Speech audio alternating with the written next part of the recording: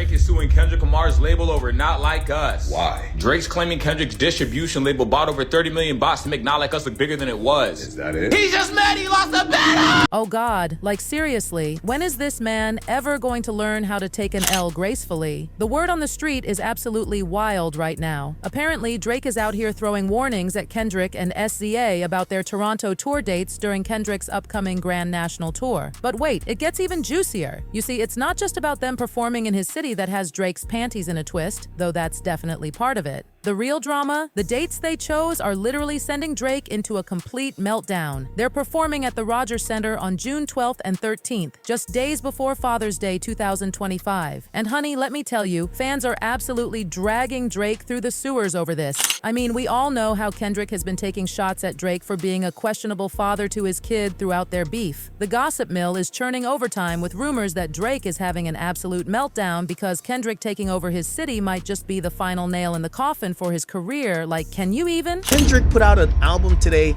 or I really want to call it a tape. Some people want to call it an album. Not gonna lie, bro, I remember listening to Untitled. I was like, this is boring. I'm going through it. I thought he kept my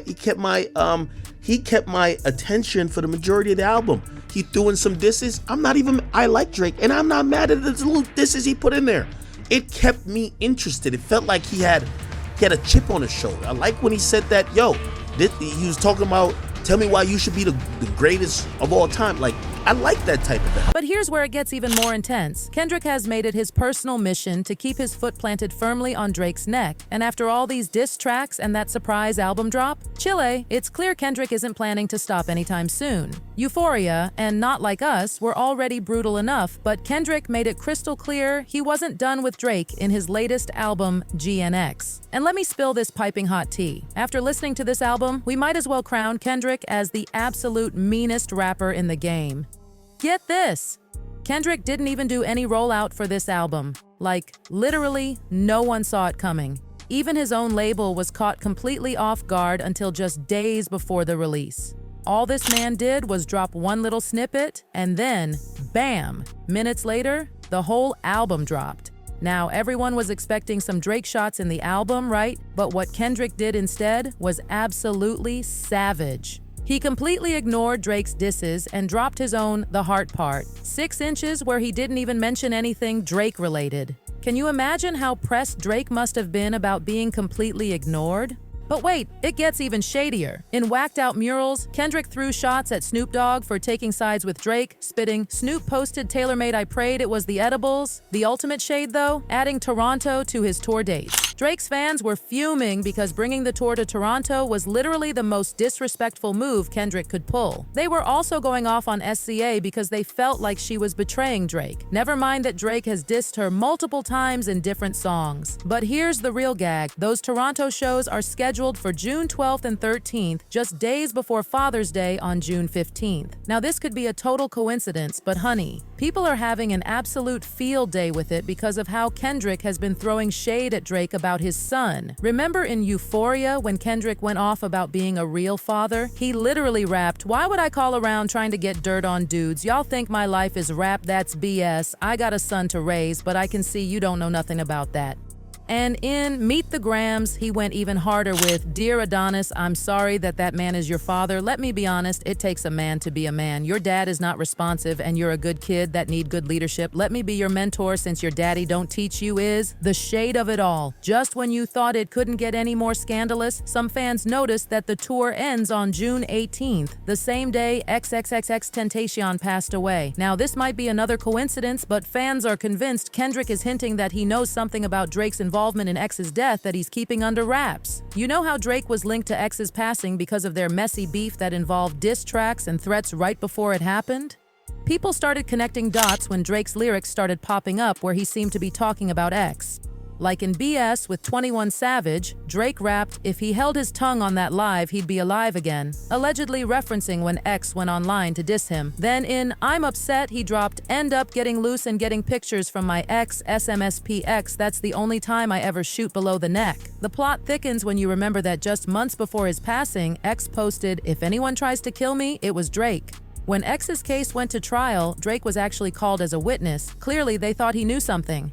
And here's where it gets even messier. Drake is always out here bragging about how none of his opponents can show up in his city without getting his blessing first. Like, he's made it his personal mission to make sure any rapper he's beefing with gets their Toronto shows canceled for mysterious reasons. Take what just happened with Schoolboy Q. This tea is still hot. Drake recently had the audacity to troll Schoolboy Q after his Toronto show got mysteriously canceled. Now, you need to know that Schoolboy Q is signed to Top Dog Entertainment, TDE, which is where Kendrick was until 2022. So obviously Schoolboy was Team Kendrick during this whole beef, which put him right in Drake's crosshairs. Schoolboy was supposed to perform at this venue called History, which, by the way, Drake co-owns. How convenient. The show was set for July 18th, but literally 24 hours before showtime, Schoolboy had to announce that everything was canceled for reasons beyond his control. And what does Drake do? He hops on Instagram to be petty. He posts a picture wearing blue slides, a clear dig at Schoolboy Q's song from his Blue Lips album, and this Free Yayo shirt, the same one Eminem wore at the 2003 Grammys when G-Unit's Tony Yayo was locked up. Speaking of G-Unit, they've been riding hard for Drake during this Kendrick beef. Yayo even went on Vlad TV basically threatening anyone who dares show up in Canada while beefing with Drake. Like, are we in high school or what? Obviously, people started connecting the dots and figured Drake must have pulled some strings to get Schoolboy's show canceled. And honey, Schoolboy confirmed it. He went off on Twitter saying, "They just canceled my show in Toronto. Canadian police don't want nobody from TDE performing. And Top was just with Wayne, and Baby Shaking My Head Party Next Door just had a show at the Palladium." Then he really went there with the threats, saying, "If we wanted to get y'all, we would have just did it now. When somebody get hurt, don't cry." When fans tried to compare it to what happened to Rick Ross, Schoolboy wasn't having it. He clapped back with, "I don't think you know who I am. In fact, I don't think a lot of you know who I am." But then, plot twist. Schoolboy backtracked faster than Drake, running from a diss track, claiming he never said "I'ma kill somebody" and that he's just a soccer dad. Like, okay, sir, and speaking of Rick Ross, chilly. Let me tell you what happened to him. Earlier this year, Ross and his crew got ambushed by Drake's supporters in Vancouver during the Ignite Music Festival. Why? Because Ross had the nerve to play Kendrick's Drake diss track, Not Like Us, during his set.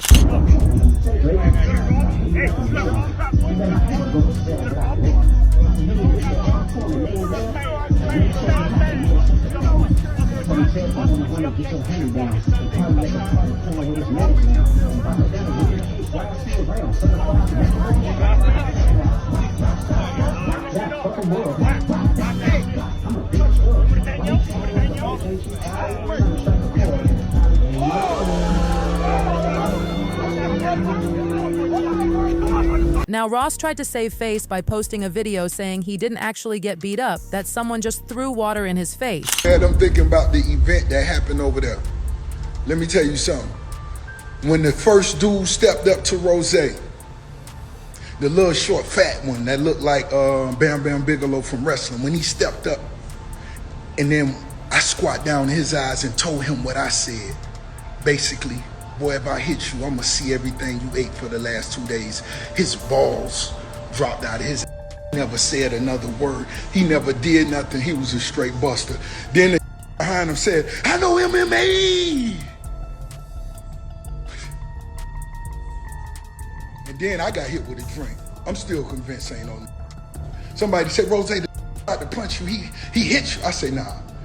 He had to throw a drink, because throwing a drink would have been way more disrespectful than screaming, "I know MMA!" But the damage was done. Rumors started flying that Drake had sent people after Rick because of their beef. Drake didn't address it directly, but he liked this shady post, now deleted, about Rick getting arrested and warning people not to come to Canada if they've got problems with Drake. Like, is this The Godfather or what? This isn't even the first time Drake's pulled this kind of move. Remember the Meek Mill situation? That beef got so intense that Drake allegedly made sure Meek could never perform in Toronto again. And get this, he got a whole city councilor involved. Norm Kelly really jumped into hip-hop beef and told Meek, "You're no longer welcome in Toronto." Meek wasn't having it though, and fired back with, "I, white man, what gives you the audacity to tell me I can't come somewhere over me voicing my opinion? You sound like a thug." Kelly tried to backtrack, saying he was just puzzled why you diss a Canadian hero a week before coming to his city. But we all know what that really meant. The gag is, when Drake and Meek finally squashed their beef, Kelly tweeted that Meek was welcome back in Toronto, like, make it more obvious you're Drake's puppet, why don't you? Now with Kendrick and SZA's tour dates announced, people are saying Drake's planning to send goons after them because he can't can't handle Kendrick taking over his city. And here's the real kicker. Kendrick is about to sell out the Rogers Center, which holds 50,000 people. The Toronto Blue Jays, who play there, are even promoting Kendrick's tour dates on social media, while the Raptors are staying loyal to Drake. The embarrassing part? Drake has never performed at the Rogers Center, and now Kendrick's about to snatch it right from under him. Drake is so pressed about all this that instead of dropping another diss track, he took the beef to the courts. He's actually accusing Universal Music Group of using bots to boost Kendrick's streams. Like, sir, are you for real? According to Drake, there's this whole grand conspiracy to embarrass him because obviously there's no way he could actually lose a rap battle fair and square. Drake claimed that the only reason that Kendrick Lamar's Not Like Us got as big as it did is because Universal Music Group and Spotify conspired against him. And to cover up its tracks, Universal Music allegedly fired employees that were associated with or perceived to have loyalty to Drake. According to court documents, when the song was released back in May of 2024,